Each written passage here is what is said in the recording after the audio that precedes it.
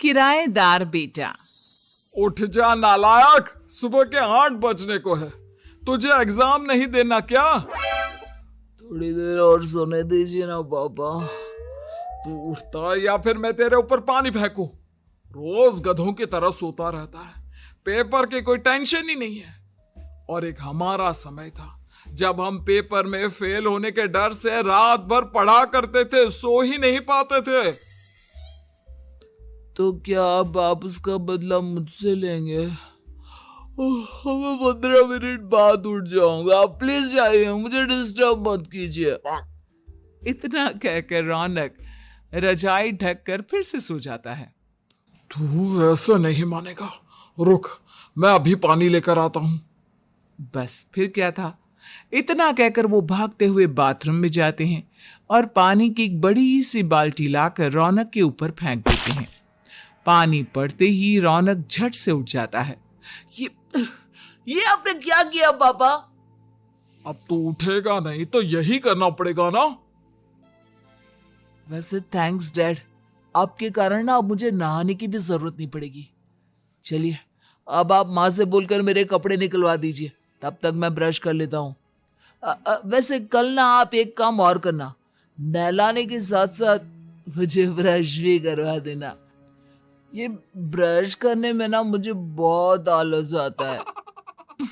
रौनक की बातों से अरविंद का मुंह खुला का खुला रह जाता है।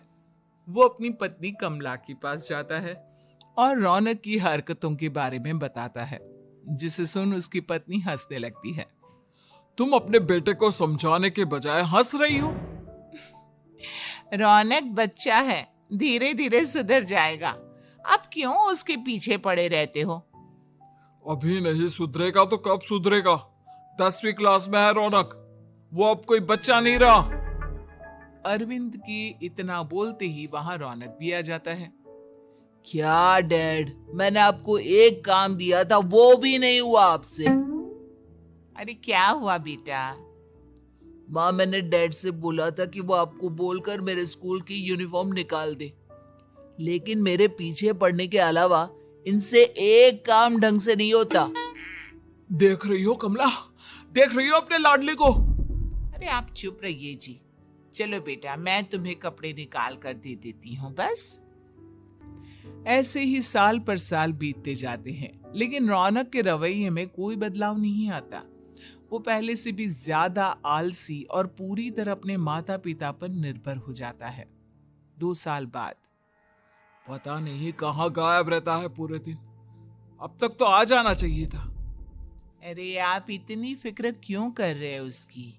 दोस्तों के साथ खेल रहा होगा, आ जाएगा अभी। ये कोई टाइम है खेलने का?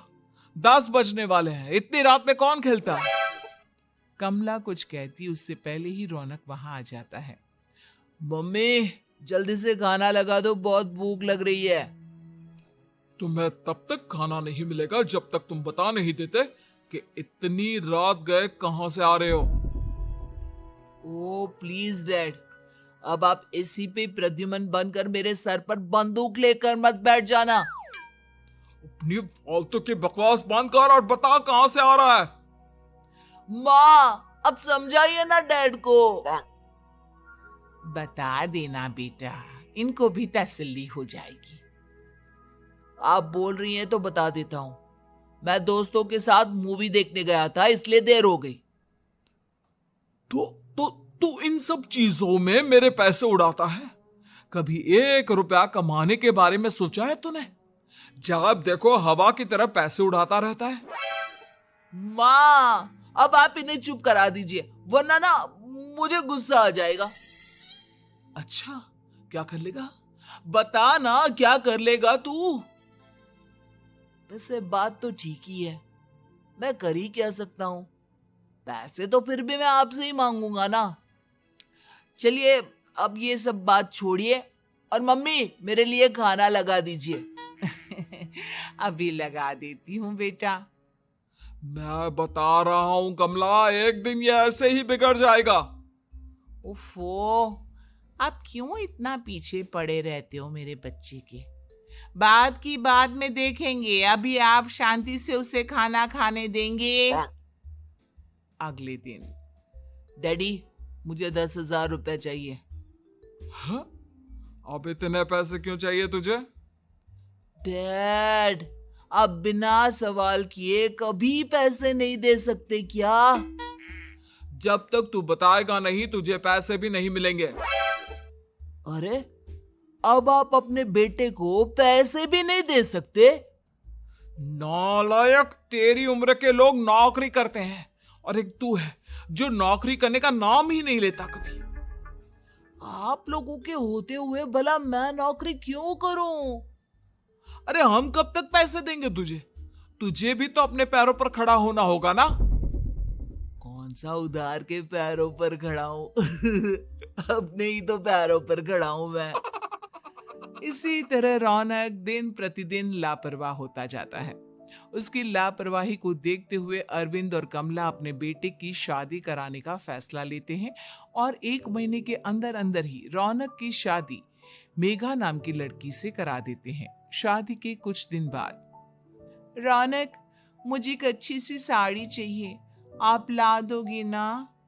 हाँ, क्यों नहीं। कितने तक की आती है साड़ी? यही करीब 5,000 तक की। तुम चिंता मत करो, मैं आज ही डैडी से पैसे मांगकर तुम्हारे लिए साड़ी ले आऊंगा। आप कब तक ऐसे ही अपने पापा से पैसे मांगते रहेंगे? कोई अच्छी सी नौकरी क्यों नहीं कर लेते आप? अरे, डैड के होते हुए मुझे नौकरी करने की जरूरत ही क्या है? पर आप ऐसे कब तक उनसे पैसे मांगते रहेंगे? कुछ आपको अपने दम पर भी तो करना होगा ना। अब तुम भी बाकी लोगों की तरह मुझे ज्ञान देना शुरू मत कर देना। साड़ी चाहिए ना तुम्हें, मिल जाएगी बस। इतना कहकर रौनक अपने पिता से पैसे मांगने चला जाता है। डैडी, मुझे 5,000 रुपया चाहिए। अब 5,000 क्यों चाहिए तुझे? वो मेघा को साड़ी चाहिए थी। अरविंद आगे बिना कुछ कहे चुपचाप उसे पैसे निकाल कर दे देता है। कुछ दिन बाद, तुम्हें नहीं लगता कमला, रौनक हम पर पहले से भी ज्यादा डिपेंड हो गया है? मुझे तो अब उसके भविष्य की चिंता होने लगी है। कल को हमें कुछ हो गया तो वो क्या करेगा? काश तुमने पहले ये सोच लिया होता तो आज हमारा बेटा इतना लापरवाह नहीं होता। तब मुझे कहाँ पता था कि मेरा लाड प्यार उसे इतना बिगाड़ देगा कि वो इस हद तक लापरवाह बन जाएगा। कोई बात नहीं, अभी भी देर नहीं हुई। मुझे पता है उसे कैसे सुधारा जा सकता है। कैसे? अरविंद कुछ कहता उससे पहले रौनक वहां आ जाता है और पैसों के लिए हाथ फैलाने लगता है। डैड, मैं और मेघा बाहर घूमने जाना चाहते हैं। अरे वाह, ये आज सूरज कहां से निकला है? Dad please. अच्छा चलो, अब मुद्दे की बात करो। मुझे अब 25,000 चाहिए। अब तुम्हें 1 रुपया भी नहीं मिलने वाला। अगर तुम्हें पैसों की इतनी ही जरूरत है तो कोई ढंग की नौकरी कर लो। मम्मी, आप कुछ कहिए ना डैड को। बेटा, वो गलत क्या बोल रहे हैं? ये सब हम तेरे भले के लिए ही तो कर रहे हैं। मम्मा, मैंने बताया ना आपको, मुझे नहीं करनी कोई जॉब वॉब। तो ठीक है, निकल जाओ हमारे घर से। तुम्हारे जैसे लोगों के लिए मैंने ये घर खड़ा नहीं किया है। जितना ये घर आपका है ना, उतना ही मेरा भी है। मैं कहीं नहीं जाने वाला। जाना तो पड़ेगा ही तुझे, क्योंकि अब मैं तेरा कोई भी खर्चा नहीं उठाने वाला। ठीक है, मत उठाइए मेरा खर्चा, मैं अपने दम पर भी जी सकता हूँ। तो बेशर्मों की तरह अब तक यहाँ क्यों खड़ा है? अपना सामान ले और निकल जाए यहाँ से। रौनक पैर पटकते हुए वहां से चला जाता है। घर से निकालना जरूरी है क्या उसे? बिना पैसों के कौन रखेगा उसे किराए पर? अगर उसका भविष्य सुधारना है तो हमें अपने दिल पर पत्थर रखकर ये कदम उठाना ही होगा। दोनों बात कर रहे होते हैं कि रौनक अपनी पत्नी के साथ एक बड़ा सा बैग लेकर घर से निकल जाता है, लेकिन घर से बाहर उसे कोई भी मुफ्त में अपने घर किराए पर नहीं रखता। अंत में थक हार कर वो फिर से अपने घर चला जाता है। क्या हुआ? थोड़ी देर पहले तो दहाड़ते हुए घर से निकला था, अब क्या हुआ? नहीं रखा ना किसी ने तुझे किराए पर? डैड प्लीज, मैं कुछ दिनों में कोई अच्छी सी नौकरी शुरू कर दूंगा। आप तब तक तो हमें रख लीजिए प्लीज। सुबह से रात हो चुकी है लेकिन कोई हमें रखने को राजी नहीं है। अब आप ही बताइए, इतनी रात को मैं मेघा को लेकर कहाँ जाऊंगा? ठीक है ठीक है, बहू की वजह से मैं तुझे घर पर रख रहा हूं, लेकिन तू इस घर में एक बेटे की नहीं बल्कि एक किराएदार की हैसियत से रहेगा। 3 महीने है तेरे पास। इन 3 महीनों के अंदर अंदर मुझे तेरी पहली तनख्वाह हाथ में चाहिए, समझ गया? पक्का डैड, इन 3 महीनों के अंदर अंदर तो कोई बढ़िया सी नौकरी ढूंढ ही लूंगा मैं। ऐसे ही धीरे धीरे समय बीतने लगता है और अरविंद के दिए 3 महीनों में से 2 महीने बीत चुके होते हैं। पापा जी ने हमें 3 महीने दिए थे, जिसमें से 2 महीने तो बीत चुके हैं। अब ये आखिरी महीना बचा है। अरे तुम चिंता मत करो, आज मेरा ना 2 जगह इंटरव्यू है, दोनों में से कहीं ना कहीं तो जॉब लग ही जाएगी। अच्छा, all the best. Raunak interview के लिए निकल जाता है, जिसके बाद शाम में रौनक घर आता है।